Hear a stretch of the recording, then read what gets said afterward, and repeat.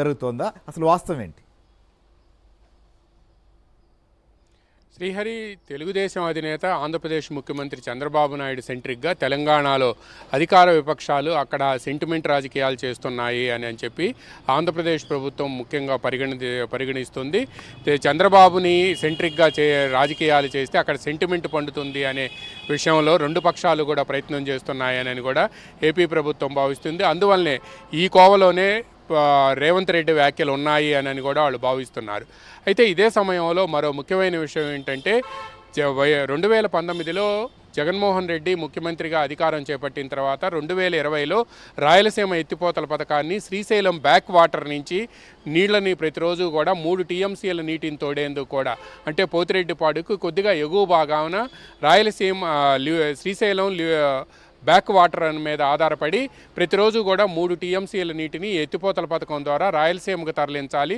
అది హంద్రీ నీవా కానీ గాలేరు నగరి కానీ దేనికైనా కూడా ఈ పథకం ద్వారా తరలించాలి అని చెప్పి కూడా నిర్ణయించారు. దీనికి సంబంధించి పనులు కూడా చేపట్టారు.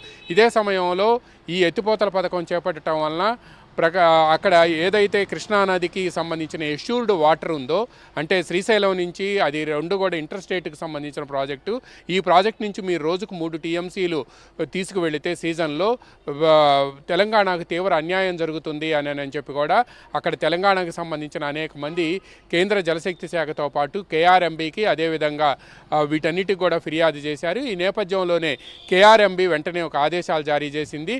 మీరు కేంద్ర జలసంఘం అనుమతి లేకుండా ఎట్టి పరిస్థితుల్లో కూడా, అంటే సెంట్రల్ వాటర్ కమిషన్ అంటారు దీన్ని, ఆ అనుమతి లేకుండా మీరు ఈ పథకం చేపట్టవద్దు అని చెప్పి కృష్ణా రివర్ మేనేజ్మెంట్ బోర్డు వెంటనే ఆంధ్రప్రదేశ్ ప్రభుత్వానికి, ఆనాడు ఉన్న వైసీపీ ప్రభుత్వానికి ఆదేశాలు జారీ చేసింది. అదేవిధంగా దీనిపై అసలు ఎటువంటి పర్యావరణ అనుమతులు లేకుండా రాయలసీమ ఎత్తిపోతల పథకాన్ని చేపట్టారు అని కూడా ఆ రోజు అనేక మంది పర్యావరణవేత్తలు నేషనల్ గ్రీన్ ట్రిబ్యునల్లో ఆశ్రయించారు. చెన్నై బెంచ్ దీనికి సంబంధించి విచారణ జరిపింది. 2021లో చెన్నై బెంచ్ ఒక ఆర్డర్ ఇచ్చింది. రాయలసీమ ఎత్తిపోతల పథకం విషయంలో ఎటువంటి పనులు చేపట్టవద్దని, ముందుకు వెళ్ళటానికి వీలు లేదు అని కూడా స్పష్టం చేసింది. దీనిపై మీరు ఎట్టి పరిస్థితుల్లో కూడా ముందుకు వెళ్ళటానికి వీలు లేదు, మీకు ఎటువంటి పర్యావరణ అనుమతులు లేవు, పర్యావరణ అనుమతులు లేకుండా రాయలసీమ ఎత్తిపోతల పథకాన్ని ఎలా నిర్మిస్తారు అని కూడా national green tribunal Chennai bench ప్రశ్నించింది. దీంతో అప్పుడే 2020లో ఒకసారి ఏదైతే ఈ కోర్టులో ఎన్జీటీలో పడిందో, ఎన్జీటీ నుంచి ఒక టీం కూడా వచ్చి రాయలసీమ ఎత్తిపోతల పథకం పనులు చేపడుతున్నారు అని చెప్పి క్షేత్రస్థాయిలో కూడా వాళ్ళు అక్కడ తనిఖీ చేశారు. అయితే ఆ రోజు వైసీపీ ప్రభుత్వం తాము కేవలం డిపిఆర్ తయారు చేయడం కోసమే ఈ పనులు చేస్తున్నాం, కానీ నిజంగా రాయలసీమ ఎత్తిపోతల పథకం పనులు కావు అని చెప్పి నమ్మపలికింది. కానీ అక్కడికి వచ్చిన ట్రిబ్యునల్కి సంబంధించిన పెద్దలు, అదేవిధంగా కేంద్ర పర్యావరణ శాఖ, ఫారెస్ట్ ఆఫ్ ఎన్విరాన్మెంట్ అండ్ మినిస్ట్రీకి సంబంధించిన శాఖకి సంబంధించిన అధికారులతో పాటు కేంద్ర జలశక్తి శాఖ అధికారులు, కేఆర్ఎంబీ అధికారులు వీళ్ళంతా కూడా వచ్చారు. కానీ ఇక్కడ రాయలసీమ ఎత్తిపోతల పథకం పనులే చేపట్టారు వాళ్ళు నిర్ధారణకు వచ్చి ఆ మేరకు నేషనల్ గ్రీన్ ట్రిబ్యునల్ చెన్నై బెంచ్కి నివేదిక ఇచ్చారు. ఈ నివేదికను పరిశీలించిన తర్వాత క్లియర్గా ఆ నివేదికలో 5వ పేజీలో క్లియర్గా ఇచ్చారు. మొత్తం 6 పేజీల రిపోర్టు. 6వ పేజీలో ఇచ్చిన నేషనల్ గ్రీన్ ట్రిబ్యునల్ ఇచ్చిన జడ్జిమెంట్లో 5వ పేజీలో లాస్ట్ పేరాలో మీరు ఎట్టి పరిస్థితుల్లో కూడా ఈ పథకం పనులు చేపట్టడానికి వీల్లేదు అని చెప్పి స్పష్టమైన ఉత్తర్వులు జారీ చేశారు. దీంతో ఆ రోజే 2020 డిసెంబరు 2021 జనవరిలోనే రాయలసీమ ఎత్తిపోతల పథకం పనులు పూర్తిగా నిలిచిపోయాయి. దీంతో ఇప్పుడు ఏదైతే రేవంత్ రెడ్డి స్టేట్మెంట్ ఇచ్చారో తెలంగాణ శాసనసభ వేదికగా శనివారం రాత్రి, ఆ స్టేట్మెంట్ పట్టుకొని ఆంధ్రప్రదేశ్లో వైసీపీ నేతలు చంద్రబాబు నాయుడు తెలంగాణకు అమ్ముడుపోయారని, తెలంగాణ ప్రయోజనాలు కాపాడేందుకు రాయలసీమ వాసుల నోట్లో మట్టి కొడుతున్నారని, రాయలసీమలో ఉండే కడప, కర్నూలు, అనంతపురం, చిత్తూరు జిల్లాలకు నీళ్లు రాకుండా, రోజుకు 3 టీఎంసీలు రాకుండా చంద్రబాబు నాయుడు అడ్డుకున్నారని, అందుకనే ఆయన రాయలసీమ ద్రోహి అని చెప్పి కూడా పెద్ద ఎత్తున ఆరోపణలు గుప్పించారు. ఈ నేపథ్యంలోనే వాళ్ళు ఒకవైపు ఈ విధంగా ప్రచారం చేస్తున్నారు.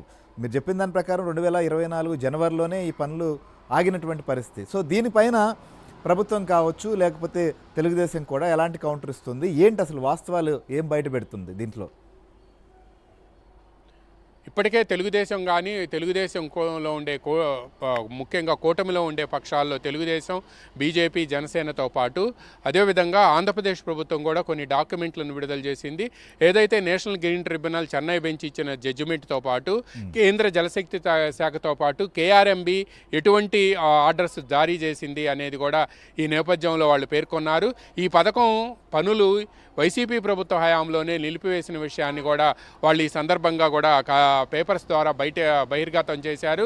వైసీపీకి సంబంధించిన నేతలు కొంతమంది ఒక రకమైన ఇల్యూజన్లో కొట్టుమిట్టాడుతున్నారని, భోగాపురం ఎయిర్పోర్టు వాళ్ళ హయాంలో 2019కి ముందు లేకపోతే 2019 ఎన్నికల ప్రచారం సందర్భంగా వైసీపీ అధినేత జగన్మోహన్ రెడ్డి భోగాపురం వెళ్ళి భోగాపురం దీనికి కరెక్ట్గా 30 కిలోమీటర్ల దూరంలో విశాఖపట్నం ఎయిర్పోర్ట్ ఉంటే ఇక్కడ మళ్ళీ భోగాపురం ఎయిర్పోర్ట్ నిర్మించాల్సిన అవసరమే ఉంది.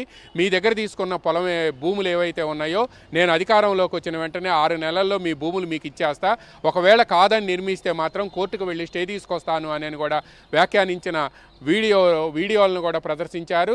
అటువంటి వ్యక్తి భోగాపురం ఎయిర్పోర్టు తానే తీసుకొచ్చాను అని ఎలా చెబుతారు అని ప్రశ్నించడంతో పాటు ఇప్పుడు రాయలసీమ ఎత్తిపోతల పథకాన్ని చంద్రబాబు నిలిపివేశాడని చెప్పడం కూడా అలానే ఉంది అని కూడా ఈరోజు ముఖ్యంగా ఆర్ఎండ్బి శాఖ మంత్రి బీసీ జనార్దన్ రెడ్డితో పాటు సీనియర్ మంత్రి వ్యవసాయ శాఖ మంత్రి అచ్చెన్నాయుడు కూడా తీవ్రంగా విరుచుకుపడ్డారు. కనీసం ఇటువంటి మాటలు మాట్లాడడానికి సిగ్గుండాలి, గతంలో మనం మాట్లాడిన మాటలు రికార్డ్ అయి ఉన్నాయని కూడా వాళ్ళు తెలుసుకోలేకపోతున్నారు, జగన్మోహన్ రెడ్డి తెలుసుకోలేకపోతున్నారు.